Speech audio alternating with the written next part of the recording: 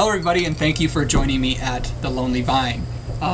We've been here before and we're here again. We're down in Vintages with Erin Collins. How you doing, Erin? Doing good. Looking forward to some wine. Yes, time to drink some wine.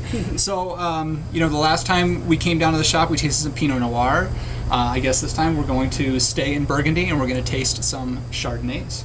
We are. First, we're going to Burgundy, and then we're going to Russian River, like last time. Yep, exactly.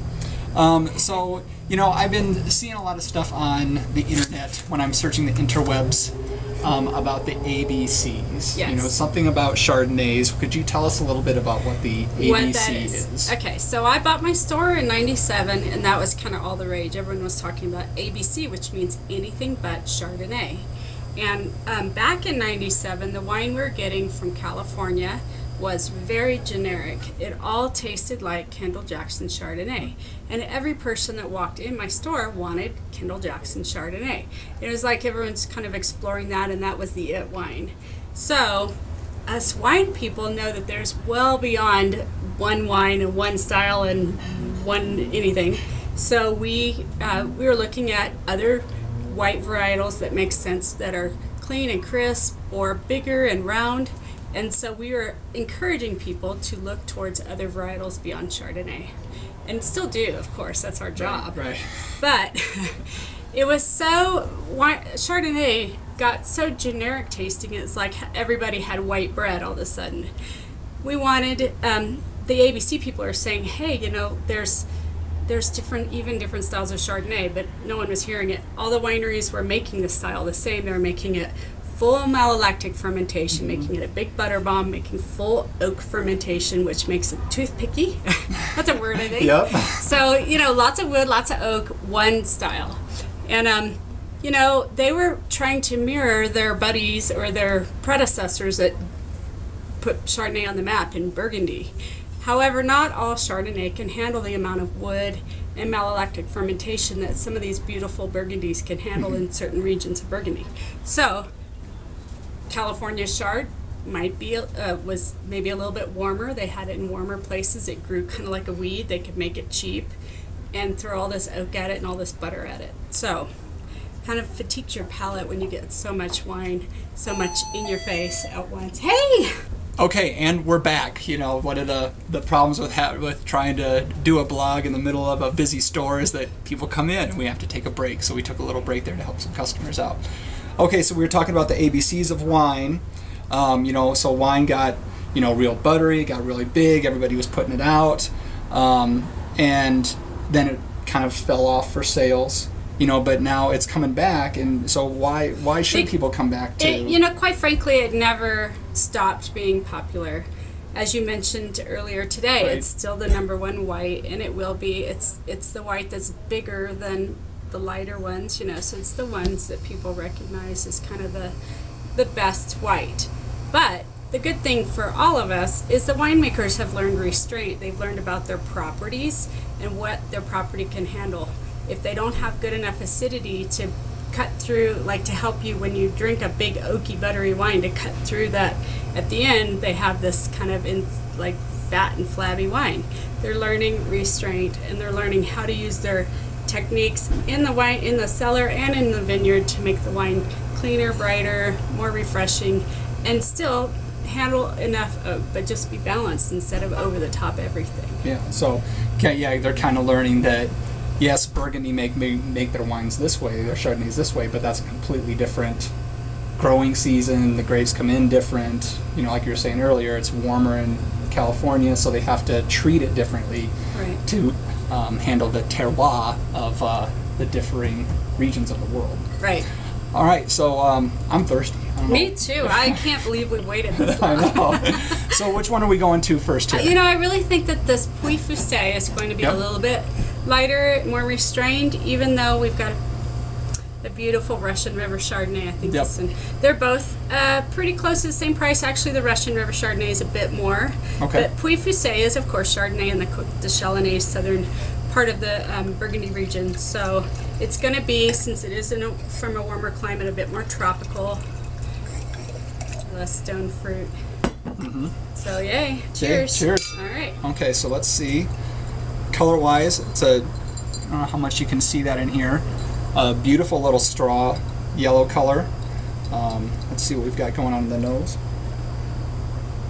So, yeah, right away, there's a lot of that tropical fruit I'm getting in it, but you also get that stony, that crushed rock, that river rock, that nice. minerality. And restrained, you know. I mean, Yeah, when you it's- talk about old world versus new world, you're talking about what you can put with food, what shines over food, you know, and hopefully our domestic Chardonnay producers are learning to not be the meal, but instead be the side, you know, part of the meal, Right. part of the experience. Right, So, right.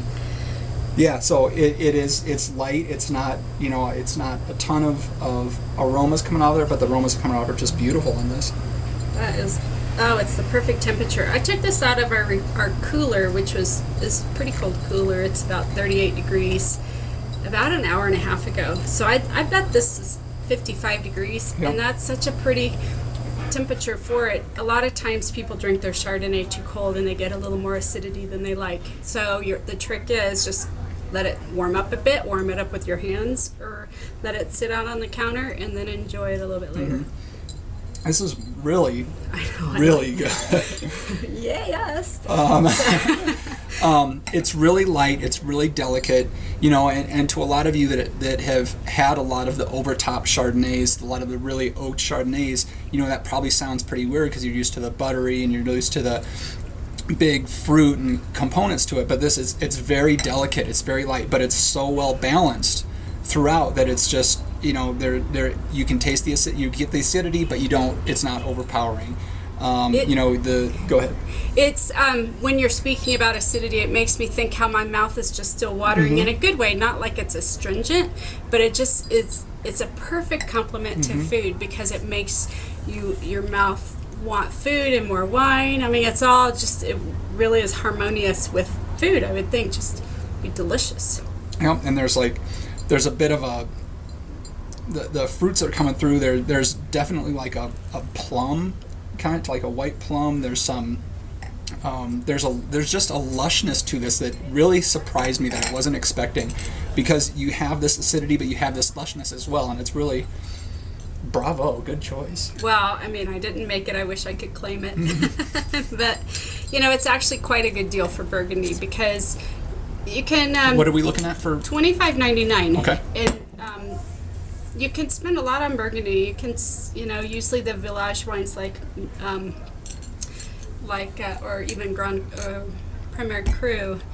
Village wines are usually like Merceau or Montrachet, Puligny or Chassagne Montrachet are usually in the $60s to $70 range. And so it's fun to find a little gem that can compete with the California producers. I don't know if I can get it in here, but we even have some wine diamonds even in this one. You can see. That's just the chilling. Yeah. It's gotten cold, but... So anyway, love that. We'll have to chug it so we can get to the next Okay. one. All right, cheers. Cheers. It is just... Delete that part. The Jeopardy. Oh yeah, that's pretty, and it's complex too. It really is. Bravo. That is a 2010 Pouilly-Fuissé. Pouilly-Fuissé. Gilles Noblet. Cologne. Domaine de la... Yeah, Cologne. I'll try to put it up there. The new camera, so I don't know. I think I have part of my head chopped off, but, you know. Okay, so next one we're going here. We're going to the United States. So Russian River is a cooler zone. It's called a Zone 2 parts of it, which is... you can tell it's different when you pour it. Absolutely. So Zone 2 is a level of coolness, and as you look at climates. Russian River is in Sonoma County, and it's kind of the darlings of Russian River, Pinot Noir and Chardonnay. They do other things, but this is kind of what their bread and butter is made on. So Russian Hill, we actually visited Russian Hill last time, the Pinot Noir from Russian River.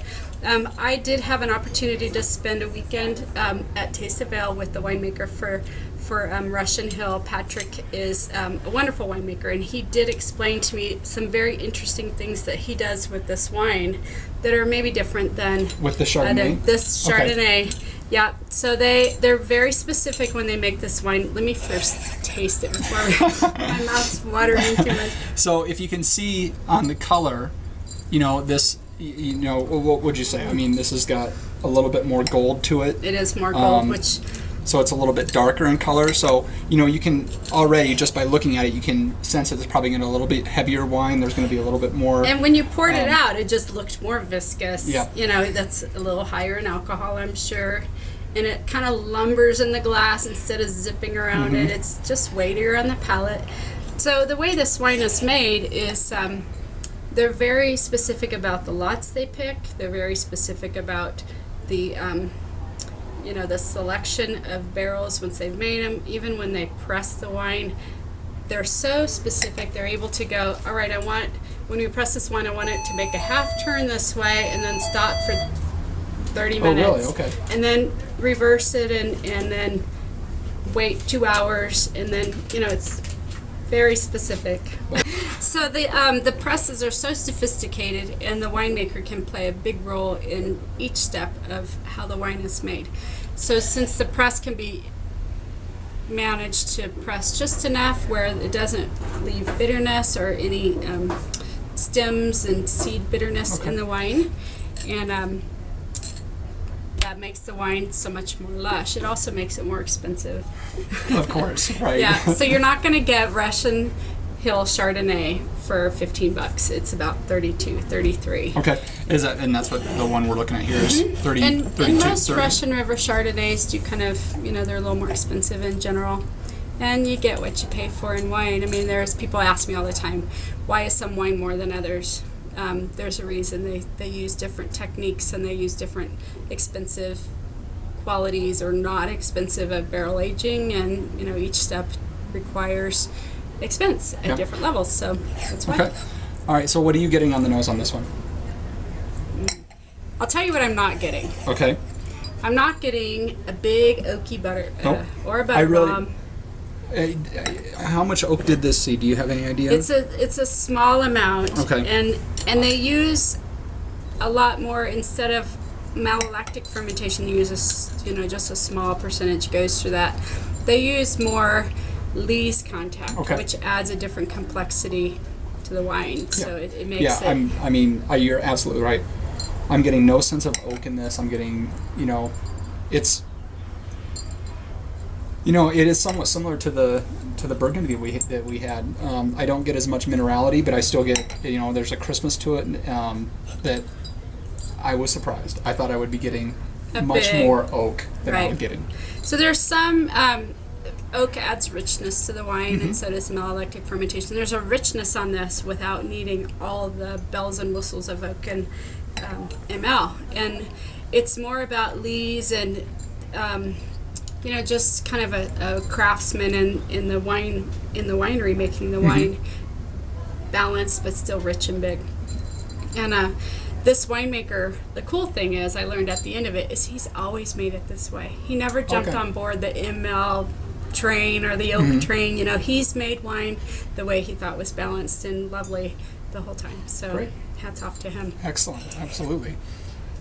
Yeah, again, you picked two very good wines today, so thank you for doing that. Well, I want to prove a point. Chardonnay, don't ignore it because it's cool to ignore. Because now it's almost cool to go back to it. Yep. And not have to be in Burgundy.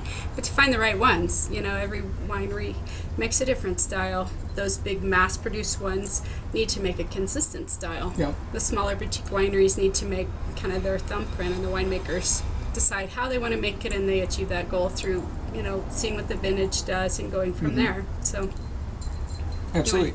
Anyway. And there's nothing wrong with any of those ways of making wine. I mean, the big wines, the big mass-produced wines, there's nothing wrong with those. If that's what you like, drink it. But take the opportunity to expand your palate a little bit. Look for different wines, see what else is out there. These are two excellent. I don't think I've shown this one enough. This is the Russian River 2008. Russian Hill. Russian Hill, I'm sorry. Galen Vineyard. Okay. in Russian River. Yes. Yep. And it retails for 32 to 35.